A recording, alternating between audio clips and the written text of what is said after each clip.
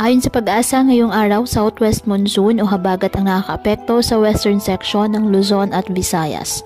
Samantala, wala pong bagyo o low pressure area na minimonitored o namamataan ngayon sa loob po ng ating Philippine Area of Responsibility na maaaring magdala ng mga pag-ulan o masungit na panahon sa ating bansa.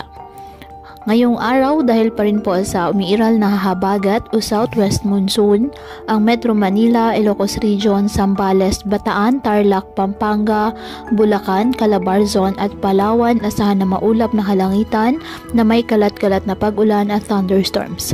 Habang sa nalalabing bahagi ng ating bansa, bahagyang maulap hanggang sa maulap na kalangitan with isolated rain showers or thunderstorms dahil naman po yan sa mga localized thunderstorms. Tuloy pa rin natin na pinag-iingat ang ating mga kababayan sa banta po ng mga posibilidad ng pagbaha at pagguho ng lupa lalo na kapag may malalakas na ulan at ugaliin po na magdala palagi ng payong o hatan mo panangga sa ulan sa tuwing lalabas po ng ating mga tahanan. At yan po muna ang update sa lagay ng panahon ngayong araw.